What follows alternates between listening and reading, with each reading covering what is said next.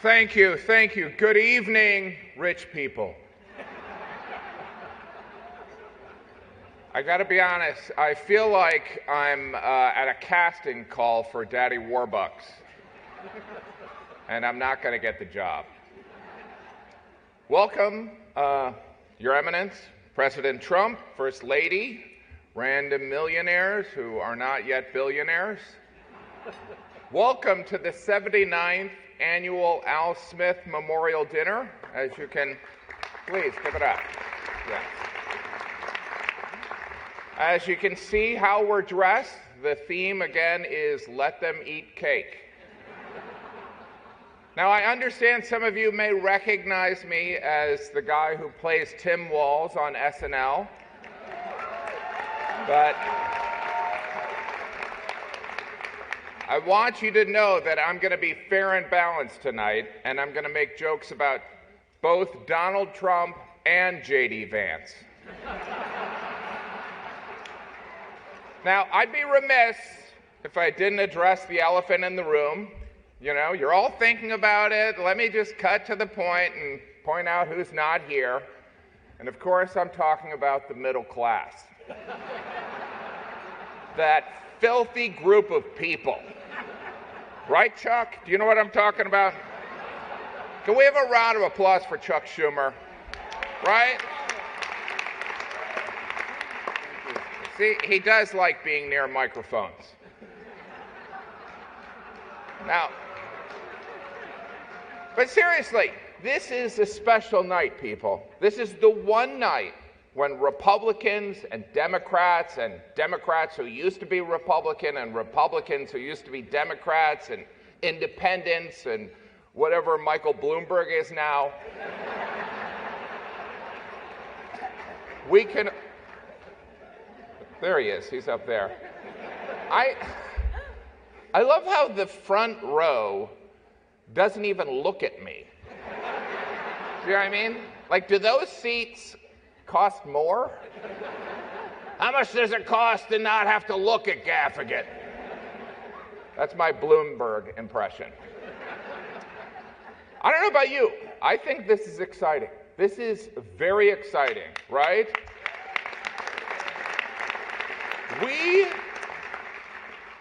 We are 19 days until the election and likely a civil war. And, you know, I'm nervous. You know what I mean? It's like, this is my first Civil War, guys. I don't own a musket. Have we decided who's wearing blue and who's wearing gray? Because I look better in blue because of my eyes, you know? But, of course, let's acknowledge our host for the evening, the Archbishop of New York, Timothy Michael Cardinal Dolan. Timothy Michael Cardinal Dolan. You know, I tell you, as the father of five, saying that name feels like I'm trying to get my kids to come to dinner. Timothy Michael Cardinal dinner. My wife and I, we do have 3 boys, and I hope our son Cardinal doesn't feel too much pressure to become a priest. Full disclosure, Cardinal Dolan is also a friend of mine, and I would never put him on the spot, but Cardinal Dolan, I'm curious. The Pope did say that this election is a choice between the lesser of 2 evils. And so, 2-part question. 1, do you agree? And 2, who's more evil? All right, I'll come back to you. This, of course, is a Catholic event honoring Governor Al Smith, who in 1928 was the first Catholic to run on a major party. To put that in perspective, in 1928, Chuck Schumer was a first-term senator. Thanks for sitting here, Chuck. Of course, Joe Biden was our second Catholic president, right? After JFK. President Biden couldn't be here tonight. The DNC made sure of that.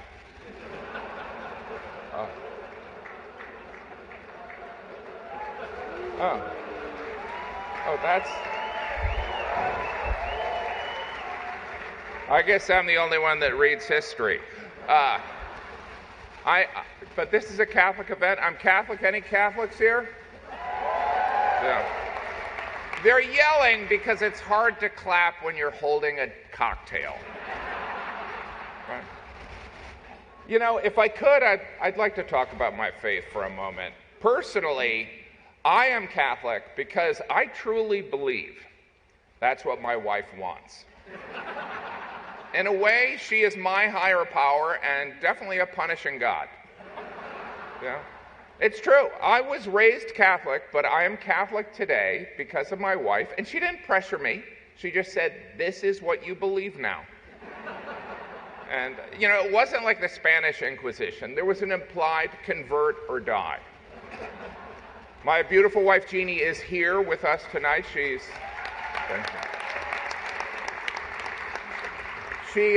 not sitting on the dais. She's sitting out there with all those losers that are only millionaires. You know, it's like pull yourself up by your bootstraps, right, Chuck? Right. Yeah.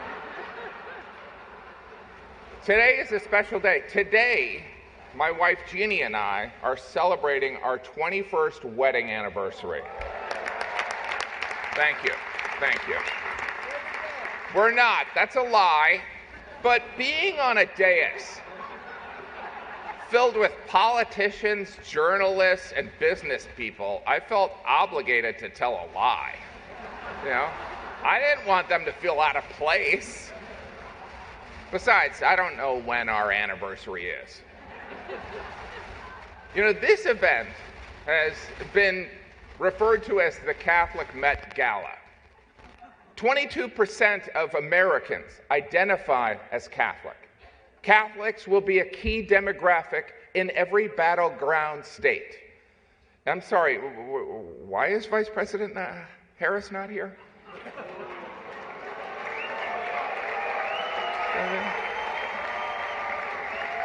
I mean, consider this. This is a room full of Catholics and Jews in New York City. This is a layup for the Democratic nominee. I mean, in her defense, she did find time to appear on The View, Howard Stern, Colbert, and the longtime staple of campaigning, the Call Her Daddy podcast. You know what I think it is? I think she doesn't like me. Chuck, do I have bad breath? You know. But I love New York City. I believe that this city is the greatest city on earth. I do believe that. I have lived here for 35 years. I'm raising my children here, which is not for everyone. Sometimes a friend from home will ask, like, why are you raising your children in New York City? And I always say the same thing, because I don't want them to end up like you. We've raised all 5 of our children in downtown Manhattan, and I can honestly tell you, it was a mistake. I don't know if you remember, but there was a time when you could walk a city block and not smell pot. You know? And don't get me wrong, I love driving an hour and a half to Randall's Island to watch my son play soccer for 20 minutes. Of course, New York City is where Donald Trump was raised, right? And he turned out great.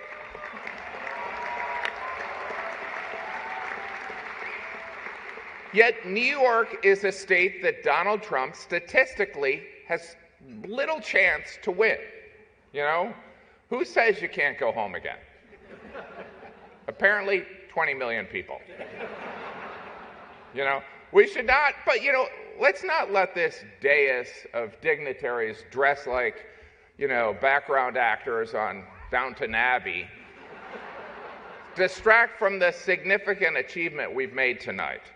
I mean this in all sincerity. The money that we've raised tonight is significant and will have a positive impact. You know?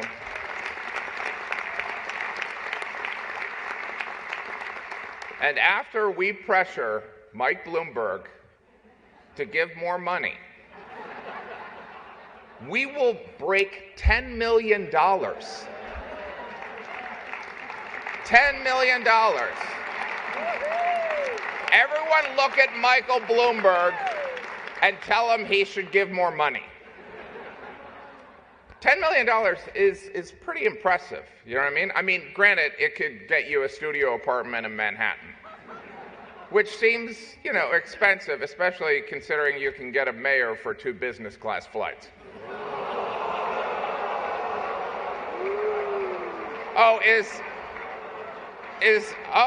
Did I break I didn't think we had borders anymore. All right, let's go positive here. Can we have a round of applause for First Lady Melania Trump?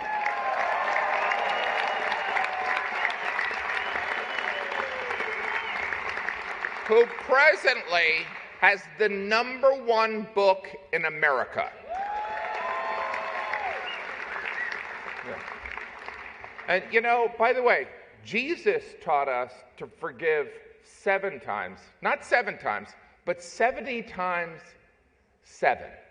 And Melania, you may be the first person to actually reach that. What's that? Oh, well, she surpassed it. Congratulations. You know, looking at this impressive dais of attendees up here, I never know how to address you people. Do you prefer, you know, global elite or coastal elite? You know, I mean, I know we live in sensitive times, and I don't want to mislabel anyone. I'm personally excited to be up here, and not just because you make me look young and principled. You know, this seating arrangement is weird, right? I mean, it looks like the plutocrats are about to play Family Feud. And the survey says, whatever you want. This dais, actually, let's be honest, this entire room is filled with some of the most powerful people in New York City, and Brian Kilmeade. Remember Brian, I told you? Brian and I started doing stand-up together, so we're friends, hopefully. You know, because this room is, I'm glad you guys have a sense of humor about this, because this room is undeniably impressive. It really is. The prestige, the wealth, the allegations. I mean, wow. And don't feel bad if you don't have any allegations yet, okay? Which reminds me, Letitia James is here. She had a great year. She's just back there watching all of you. She's watching.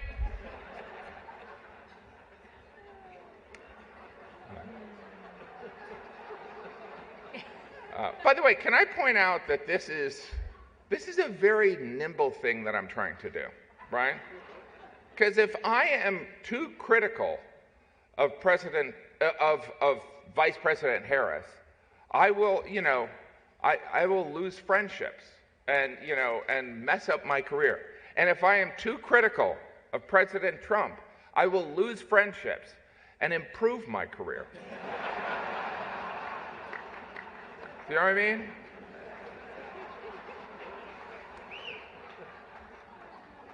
We have an amazing, by the way, RFK Jr. is here. Welcome, sir. RFK Jr. He, of course, is going to make America, he's part of the MAGA, Make America Healthy Again, right? I don't know if he's seen what Donald Trump eats, but Donald Trump eats like, well, me and the Cardinal, okay?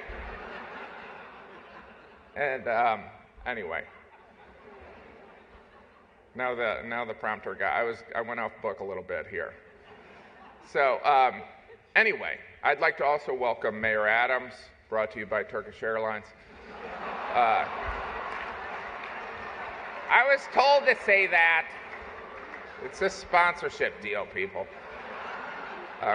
You know, we have a lot of formers on the dais tonight, all right? Former mayors, former governors, former respected journalists. Is there any other kind, really? Now, I understand some people may have an issue with a journalist appearing on a dais, hobnobbing with the rich and powerful. It would appear like a clear conflict of interest, and that's because it absolutely is. Look, the days of Walter Cronkite are gone. Most journalists have their own TikTok. You know, the President Trump regularly appears on a show called Fox and Friends. That's not a mistake. He's their best friend. Former Mayor Bloomberg is here.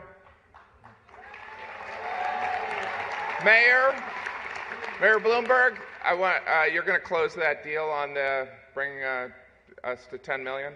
Can you just, not an agreement, sir. Okay. Now, by the way, there are rumors that Mayor Bloomberg is planning to run for mayor.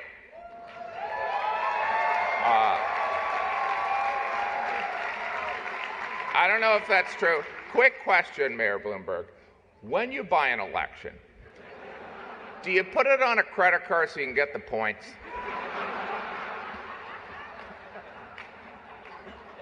Because that's what I would do. I already did the RFK joke, so. Anyway, the one thing that I was going to say is that I feel like Donald Trump, make America healthy again. I feel like Donald Trump would probably be less loyal to RFK than he would be to KFC. Do you know what I mean? It's like, I think the rank of Colonel Sanders. Some of these I wrote during lunch. Woody Johnson is here tonight, owner of the New York Jets, heir to the Johnson & Johnson pharmaceutical fortune. In divisive times, sir, you are a shining example, okay? If the head of Johnson & Johnson can sign an unvaxxed quarterback, maybe there is hope for this country. All right? Not only is Woody Johnson here, Robert Kraft, owner of the New England Patriots, is here. Welcome.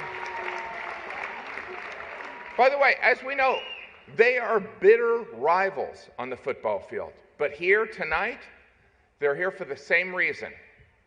Billionaires supporting Trump. It's really beautiful. We are 19 days from the election. This presidential election, it's been different, right? I mean, it's crazy because there's no Russian interference, no Facebook. It's crazy. It's being left up to American voters and 4 billionaires. The Cardinal wrote that joke. There is one group that baffles me, and I think it baffles most everyone in this country, and I'm talking about the undecided voter. Are you kidding me? I mean, are you kidding me? You don't know who you're voting for? You don't see a difference between Kamala Harris and Donald Trump. Like, nobody has ever thought, wait, is that a Trump quote or a Harris quote? The media has begun discussing the phenomena of secret Trump voters. I don't know if you've heard about this. People who publicly say they would never vote for Trump, but then when they go in the voting booth, they do. It's a small group. They're called the Biden family.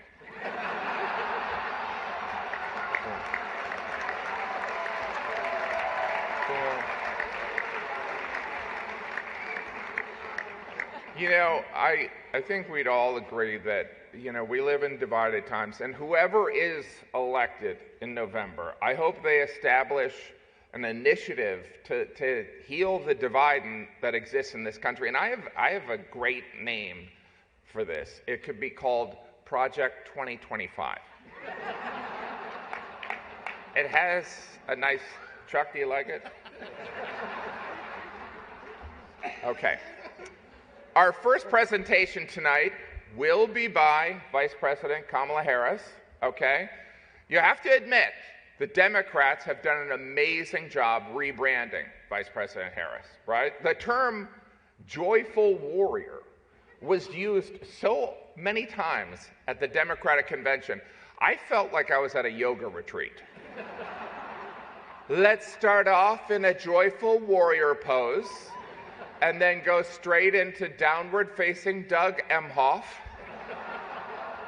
Good. Now laugh uncontrollably. Remember to breathe. Vice President Harris's trajectory has been astounding. In just the course of a couple months, she went from mediocre vice president to everyone's Kamala. This is, of course, a historic race for many reasons, right? If Vice President Harris wins this election, not only would she be the first female president, a black woman would occupy the White House, a former Trump residence. Obviously, you wouldn't be renting to her. I mean, that would never happen anyway. Maybe if Doug did the signing. All right. That one didn't work. You know, this has been an interesting presidential campaign. The Democrats have been telling us Trump's re-election is a threat to democracy. In fact, they were so concerned of this threat, they staged a coup, ousted their democratically elected incumbent, and installed Kamala Harris. In other words, all her dreams have come true. Really? It really makes you consider the power of prayer, right, Cardinal? Sometimes prayers take 3.5 years and a George Clooney op-ed. Yeah. I don't know who's angry, but I don't care. Anyway, can I point out, so it's I think I should get right to,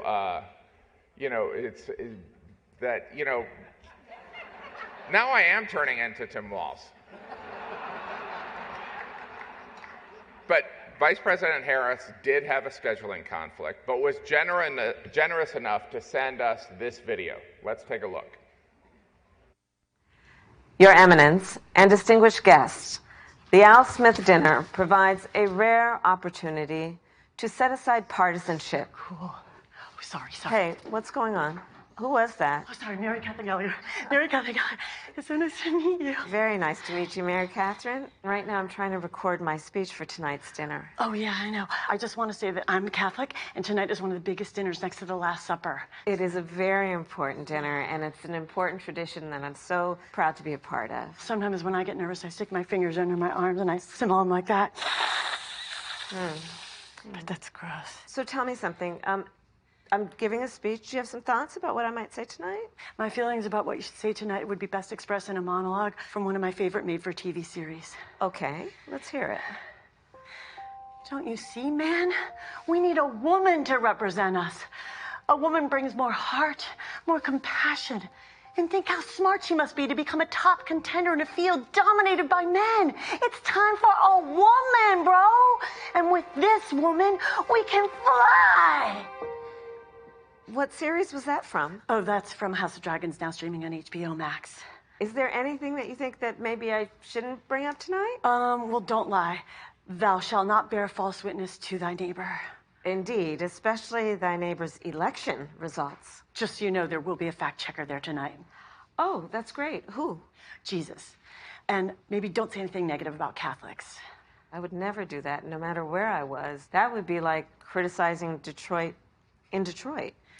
Does it bother you that Trump guy insults you all the time? Because it really bothers my friends and me. Oh, Mary Catherine, it's very important to always remember you should never let anyone tell you who you are. You tell them who you are. Haters gonna hate, hate, hate. Shake it off. Shake it off. Shake it off. Shake it off. Good for you, Mary Catherine. Oh, yeah, okay. And also remember one more thing. Don't worry if you make a mistake, because Catholic people are very forgiving. Yeah, and also, one last thing I want to tell you, don't forget to say, superstar! Thank you, Mary Catherine. Thank you, Kamala. Thank you. Your Eminence and distinguished guests, the Al Smith Dinner provides a rare opportunity to set aside partisanship and come together to do some good by supporting the tremendous charitable work of the Catholic Church. The Church cares for the sick and feeds the hungry, supports families with housing and education, and in times of disaster provides not only essential supplies, but also, and so importantly, a sense of hope. The Gospel of Luke tells us that faith has the power to shine a light on those living in darkness and to guide our feet in the path of peace. In the spirit of tonight's dinner, let us recommit to reaching across divides to seek understanding and common ground. And in honor of the great Al Smith, let us fight to build a better future with faith in God, our country, and in each other. Thank you. May God bless you, and may God bless the United States of America.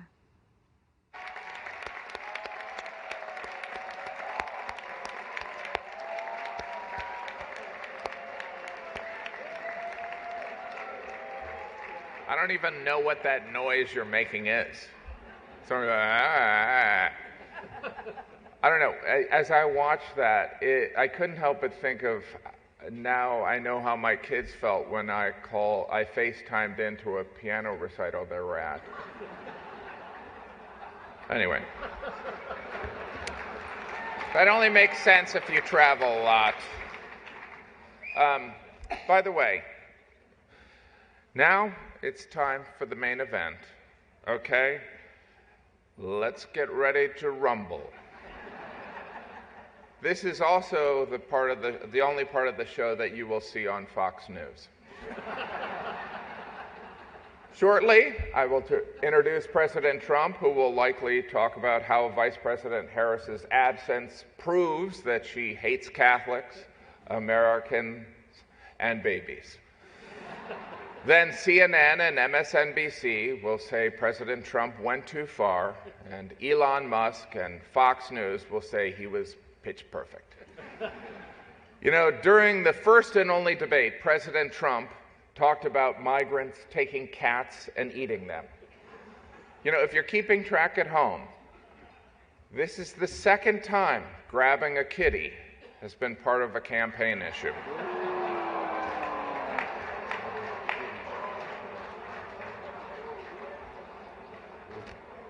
You know, we talked about leaving that out. I was going to leave that out. But here's the thing that's so amazing about Donald Trump. It is impossible to not have a strong opinion about President Trump. You either think he is endearingly outspoken and brash, or you think he's a sociopath, and you'd like to be his running mate.